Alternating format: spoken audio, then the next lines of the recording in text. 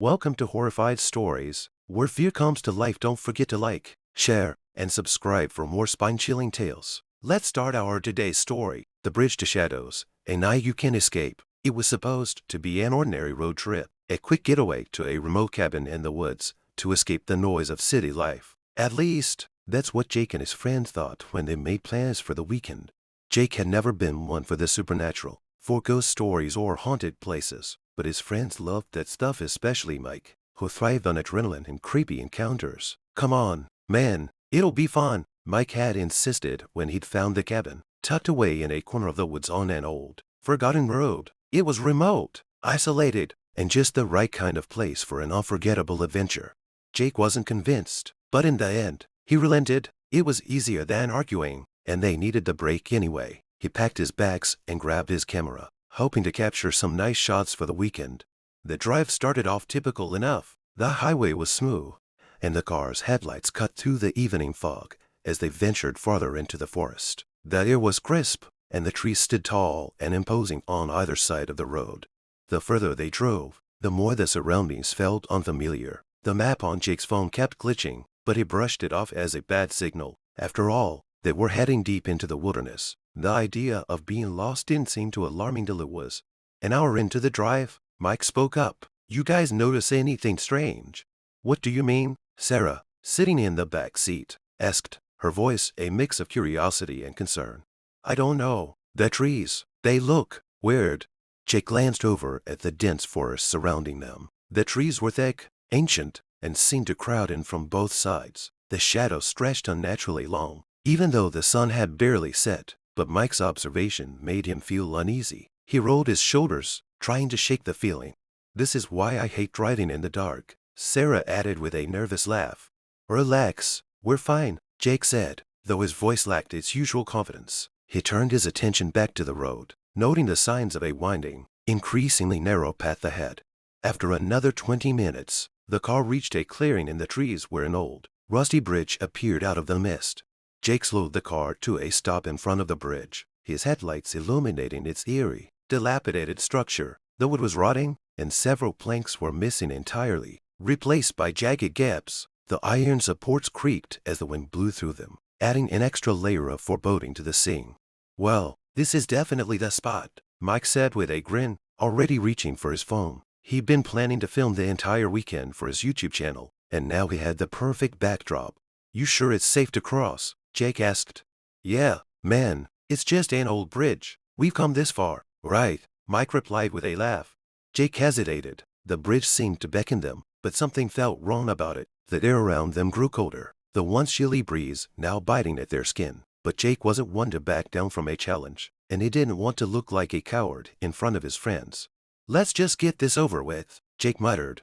They drove the car slowly onto the bridge. The wood creaked under the weight of the vehicle, sending a sharp jolt through their bodies. The unsettling sound of metal scraping against metal followed as the car tires rolled over the uneven surface. Jake's grip tightened on the wheel. Suddenly, a low thudding noise echoed beneath the bridge. It was a heavy, rhythmic sound, like something large and heavy was moving underneath. Mike's camera was already rolling, capturing the entire scene. "Did you hear that?" Sarah's voice was barely audible as she spoke. Jake's stomach twisted, but he forced out a laugh. Probably just the bridge settling. "It's old." "Right." But as he drove across the bridge, the noise grew louder, more distinct. Thud, thud, thud. Jake pushed the pedal to the metal, urging the car forward, eager to get off the bridge and back on solid ground. But just as the car reached the end of the bridge, the thudding stopped. For a moment, everything was eerily still. Then, with a sharp crack, the car lurched. Jake cursed under his breath and slammed his foot on the brake. The car screeched to a halt just before the last support beam of the bridge snapped, sending a plume of dust and debris into the air. "What the hell was that?" Sarah shouted. Jake quickly pulled the car to the side, his heart pounding in his chest. His hands shook as he turned off the engine. He stared at the bridge, now behind them, a shudder creeping down his spine. "Are we seriously not going to talk about that?" Sarah asked, her voice quivering with a mix of fear and disbelief. "I'm not crossing that again," Jake replied, his voice shaky. Mike was silent, his camera still rolling. He zoomed in on the bridge, focusing on the spot where the last support had cracked and crumbled. "Let's just go," Jake said, urging them forward. The decision was made, and as they continued on their way, the tension in the air seemed to settle. But Jake couldn't shake the feeling that something was wrong, that something had been waiting for them on that bridge. An hour passed before the cabin finally came into view. It was small, nestled between a cluster of trees, with smoke curling lazily from the chimney. The place looked peaceful enough, but the unsettling feeling that had crept into Jake's bones didn't fade. "All right, we made it," Mike said, sounding relieved. He pulled the camera from his face and began to set it down on the dashboard. Jake parked the car and stepped out, inhaling the fresh, cool air. He glanced back at the bridge in the distance, now barely visible through the trees. His mind wandered back to the unsettling thuds, the feeling of something lurking beneath the surface of the bridge, and the way the bridge seemed to shift and groan as they crossed it. Something about the experience didn't sit right with him, but he pushed it aside. They were here to relax, to escape. The cabin was rustic but charming. Inside, the smell of wood and pine was comforting. A fire crackled in the fireplace, casting warm light across the room. Mike immediately began setting up his gear for a night of ghost hunting, while Sarah began to unpack. Jake walked over to the large window, staring out into the darkness. The trees were silent, but something about the quiet felt off. The woods were thick, suffocating, as though they were hiding something just beyond the line of sight. "Relax, man," Mike said, sensing Jake's unease. "You're letting that bridge get to you. It's just an old structure. There's nothing out there but woods." Jake nodded but didn't answer. He couldn't shake the feeling that something was watching them. As night fell, the sounds of the forest seemed to change. The usual sounds of crickets and rustling leaves were replaced by something deeper, darker. The wind howled outside, rattling the cabin's windows. And yet, there was a strange stillness to the air, as if everything had gone silent, waiting. The three of them sat around the fire, sipping beers and chatting, but Jake couldn't stop glancing at the dark windows. Something was out. He was sure of it. Mike turned on his camera, laughing nervously. "All right, guys, this is it. Let's see if we can't capture some footage tonight. Ghosts, monsters, or whatever's lurking in the woods. We're going to find it." Jake gave a nervous chuckle, but it sounded forced. Sarah rolled her eyes, but she went along with it, settling back on the couch. "Fine, but I'm not doing anything crazy," she said. Mike grinned. "Oh, don't worry, we'll take it easy. Just a quick walk around the cabin. See if we can pick up anything strange." They all stood up, heading for the door. As Jake opened it, a cold gust of wind rushed in, making him shiver. He hesitated for a moment, but followed Mike and Sarah into the darkness. Outside, the forest was thick with darkness, the trees towering over them like silent sentinels. The path around the cabin was narrow, just wide enough for them to walk single file. Mike led the way, holding his camera out in front of him. The faint light from the cabin behind them barely illuminated their steps, and Jake felt his unease grow with each passing moment. "All right, let's do a quick lap, then we'll call it a night," Mike said. As they walked, Jake couldn't shake the feeling that something was off. The silence was almost suffocating, broken only by the occasional creak of the cabin settling behind them. And then, from the darkness ahead, came a sound. Thud, thud, thud. Jake stopped in his tracks, his heart hammering in his chest. He strained his ears to listen, but the sound seemed to come from everywhere and nowhere all at once. Thud, thud, thud. It was rhythmic, almost like footsteps, but too heavy to deliberate to be a person. "What was that?" Sarah whispered, her voice trembling. Mike, ever the adventurer, grinned. "Probably just an animal, or the wind. This place is creepy, sure, but there's nothing out here that should." Thud, thud, thud. The sound grew louder, and this time, Jake felt it in his chest. It was like the ground itself was trembling beneath his feet. He looked at Mike, but Mike's confident smirk was gone, replaced by a look of genuine concern. "Mike," Jake said quietly, his voice barely above a whisper, "we need to get back to the cabin now." Mike hesitated for a moment, his gaze flicking between Jake and the forest. All right, let's just get inside, then, but I'm telling you, it's nothing." They turned back toward the cabin, but the thudding sound wasn't fading. It was getting closer and closer. Jake quickened his pace, his breath coming in short gasps, but he couldn't outrun the noise. It was all around them now, and it wasn't just the sound of footsteps anymore. It was something far more sinister, a low, guttural noise, like something enormous was dragging itself through the underbrush, scraping against the earth. Then, just as suddenly as it started, the sound stopped. Jake exhaled sharply, his body still tense. "What the hell was that?" he muttered. Mike, who had been leading the way, turned around. His face had lost its usual bravado. "Oh no, man, I don't like this. We're going back to the cabin," Jake said firmly, his voice shaking.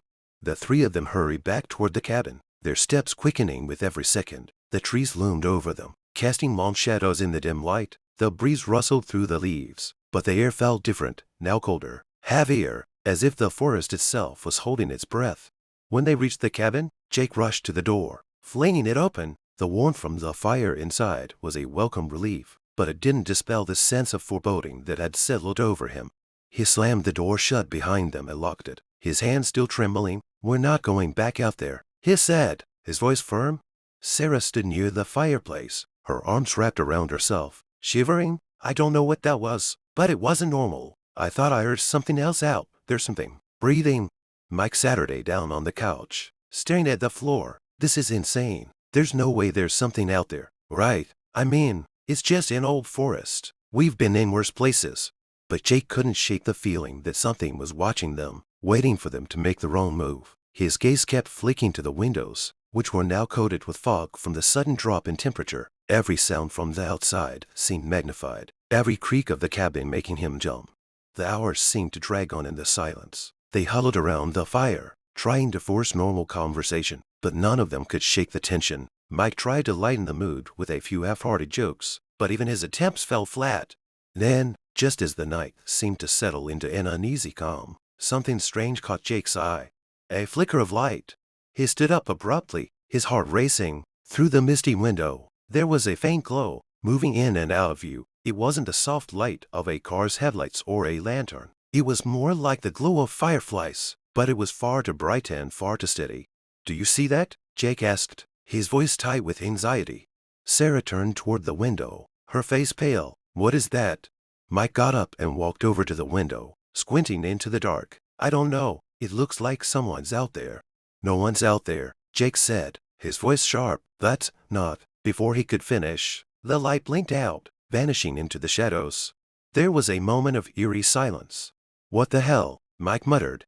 Jake turned away from the window, the sensation of being watched creeping up his spine once again. He couldn't shake the feeling that something or someone was out there, just beyond the veil of the trees. "Maybe it's just some kids messing around," Mike said, trying to sound confident again. "There's no way it's anything weird." Jake didn't respond. He couldn't. His eyes kept returning to the window, where the darkness seemed to press against the glass, as if the forest itself was waiting to swallow them whole.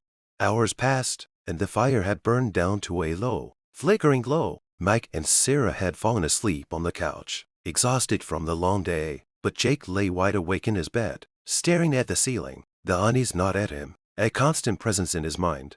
It was around 3 a.m. when the real terror began.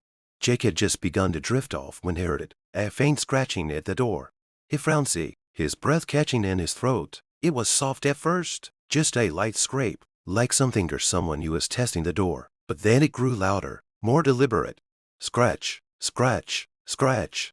Jake's heart raced as he sat up in bed. He turned toward the door. The sound was unmistakable now. A low, drawn-out dragging noise, as though claws were raking the wood. He reached for his phone, his fingers trembling as he unlocked it. The light from the screen flickered eerily, casting a dim glow in the dark room. Jake listened again, but the sound had stopped. The only noise now was the pounding of his own heart. He carefully got out of bed, creeping toward the door. Every instinct screamed at him to run, but his legs refused to move. He reached for the door handle and stopped just before touching it. The door was cold to the touch, as if it had been frozen from the outside.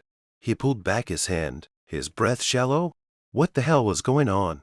Jake backed away from the door, his mind racing. He turned toward the window, his eyes scanning the dark trees outside. Everything looked calm, but there was something wrong about the stillness. The scratching started again, louder this time. It wasn't just at the door anymore, it was coming from the walls. Scratch, scratch, scratch. It was as if something was trying to break through. Jake's eyes darted to the bed where Mike and Sarah lay. They were still asleep, oblivious to the nightmare unfolding around them. But Jake couldn't wake them, not like this. The scratching intensified, the noise now reverberating through the cabin. It was too loud to ignore. Jake grabbed his phone and, in a panic, started recording. The sound was deafening now, vibrating through the walls. He couldn't take it anymore. He rushed to the door, his hands shaking as he gripped the handle. With a deep breath, he threw it open. The wind howled into the room, colder than before, but there was nothing outside, nothing at all. The forest was silent, still. Jake stepped outside, his feet crunching on the cold earth. The air was thick with the smell of pine and damp leaves. The trees stretched far into the distance, but there was no light, no movement. The scratching stopped. And then he heard something else. A voice. It was soft at first. A whisper carried on the wind. Come closer. Jake's heart skipped a beat. He looked around frantically, but there was no one in sight. The voice seemed to be coming from the trees themselves, as if the forest was alive and calling to him. Come closer, Jake. His breath caught in his throat. It knew his name. Jake's heart pounded in his chest as the voice echoed through the trees, its eerie tone barely a whisper on the wind. Come closer, Jake.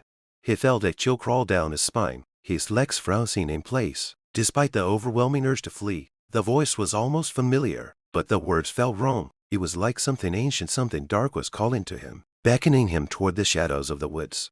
His breath was shallow as he looked around. The forest seemed to close in around him, the trees pressing in from every angle, their limbs twisting unnaturally in the wind. The once peaceful clearing where the cabin stood now felt like a trap, a place where the walls of reality were thinning.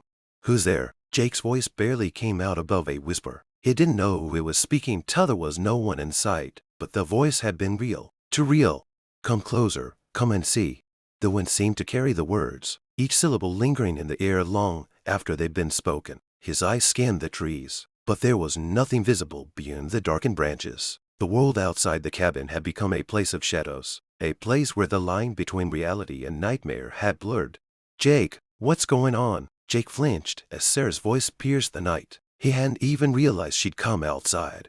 She stood behind him, her eyes wide with confusion, a look of genuine fear on her face. What are you staring at? Who are you talking to? Jake turned to face her, his body still rigid with dread. He heard something, a voice. Sarah raised an eyebrow, glancing around the clearing. Jake, there's nothing out here. You're just freaked out. Jake shook his head, trying to make sense of what he had just heard. No, it was real. It called my name. You're hearing things. Come on, let's get back inside. Sarah's voice was soft but firm.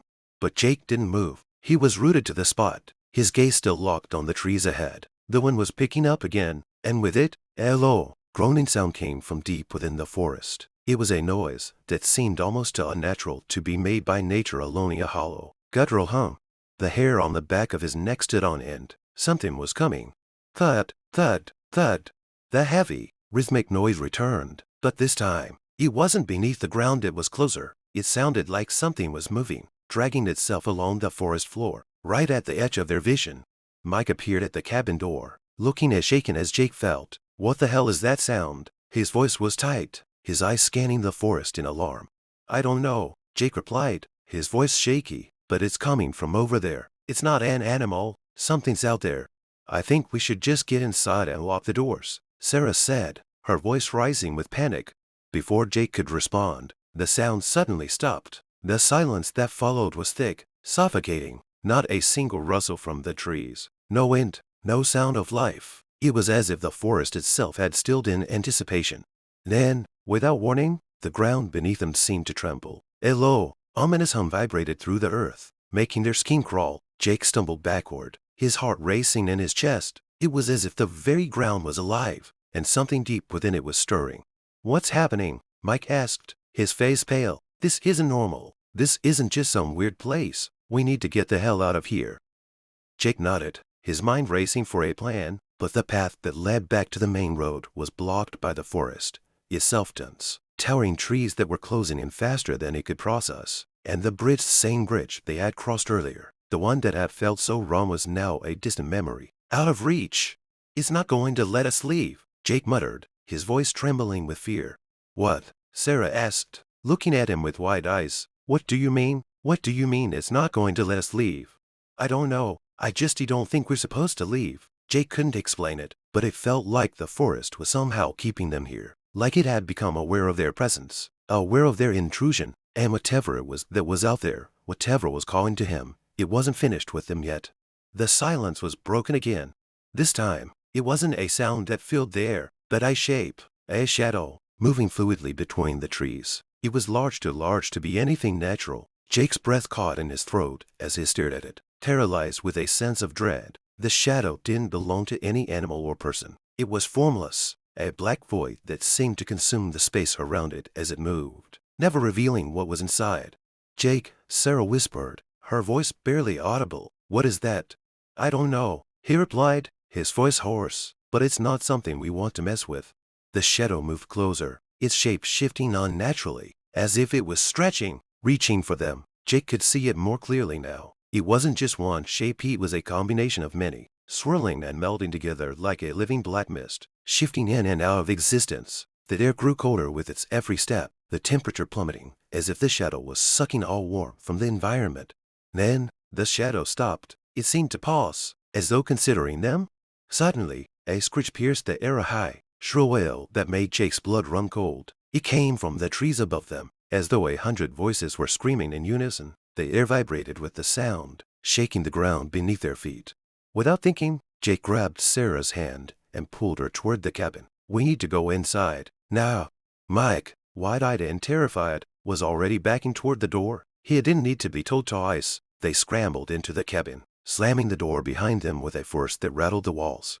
Inside, that air was no warmer. The shadows seemed to follow them in, creeping along the corners of the room like they had a life of their own. The light from the fireplace flickered and dimmed, casting eerie shadows across the room. "We're not safe here," Mike said, his voice trembling. "There's something out there. It's not just some old legends. This is real." Jake looked at Sarah, who was now shaking uncontrollably. "What do we do?" she asked, her voice barely above a whisper. "I don't know," Jake replied, his mind racing. The cabin felt like it was shrinking around them, the walls pressing in as the shadows seemed to move closer. "We need to figure out what we're up against. We need to figure out what's keeping us here." But as the seconds ticked by, Jake realized one terrifying truth. The longer they stayed, the harder it would be to escape. The bridge, the forest, the shadows, they weren't just part of the landscape. They were part of something far older, far darker, and it was watching them.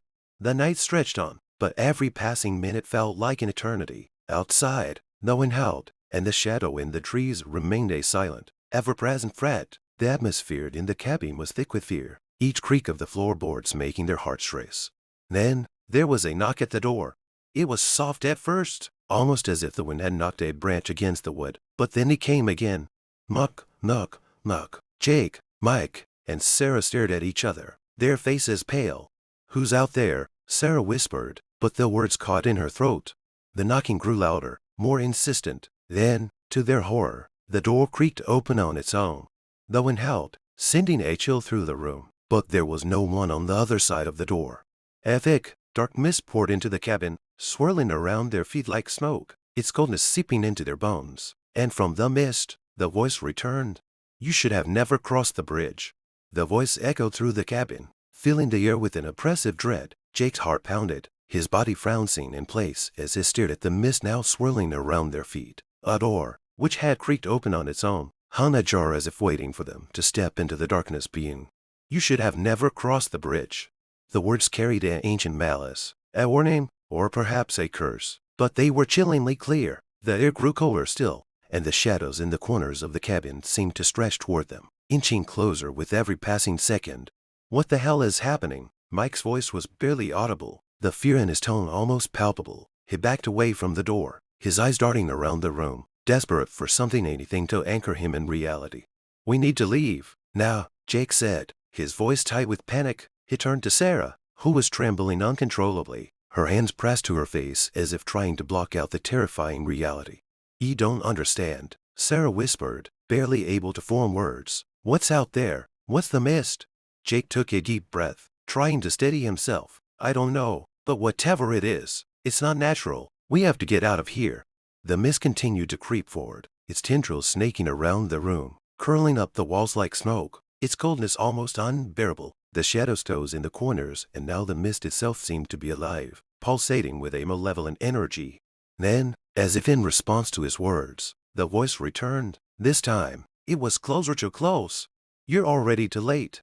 The ground beneath their feet trembled, sending vibrations through the cabin. Jake stumbled, nearly falling to the floor, his head spinning from the intensity of the sensation. It felt as though the earth itself was alive, as though the entire forest was shifting, moving, closing in on them. The mist began to thicken, filling the cabin like a flood. Jake's eyes were wide with terror, but a part of him knew that they had no choice now. They had to face whatever this was. With a final glance toward the door, Jake took Sarah's hand and pulled her toward the darkened hallway, motioning for Mike to follow. The three of them moved as quietly as they could, their hearts racing, every nerve alive with fear. But the deeper they ventured into the cabin, the more oppressive the atmosphere became. It was as though the house itself was watching them, listening, waiting for the moment when they would break.